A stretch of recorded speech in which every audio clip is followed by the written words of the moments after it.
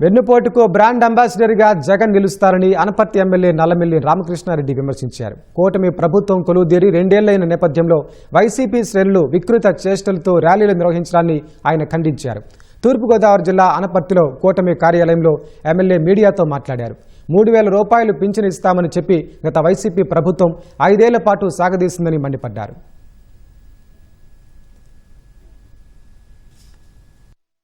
తల్లికి వెన్నుపోటు పొడిచారు, చెల్లికి వెన్నుపోటు పొడిచారు. సాక్షాత్తు తండ్రి ఫోటోలు ఈయన ముఖ్యమంత్రి అయిన తర్వాత పార్టీ కార్యక్రమాల్లో తీసేసి తండ్రికి వెన్నుపోటు పొడిచారు.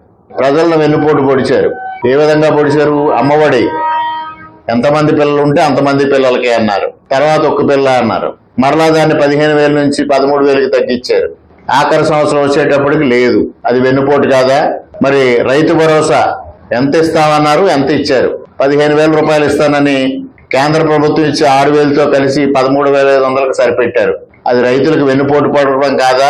ప్రజలు ఇవాళ ఏం సంతోషిస్తున్నారు అంటే గొడ్డలిపోటు పోయి జగన్మోహన్ రెడ్డి వెన్నుపోటు పోయి 2 సంవత్సరాలు అయిందని సంబరాలు చేసుకుంటా ఉన్నారు. మరి నిన్నటి రోజు మొన్నటి రోజు మీరు మాట్లాడేటప్పుడు మీ జగన్మోహన్ రెడ్డి గారిని ఉద్దేశించి అయితే మాత్రం వైఎస్ఆర్సీపీ అధ్యక్షులు మాజీ ముఖ్యమంత్రి గారు జగన్మోహన్ రెడ్డి గారు అని మాట్లాడతారు. మరి చంద్రబాబు నాయుడు గారిని కూడా అదే విధంగా సంబోధించాలి కదా.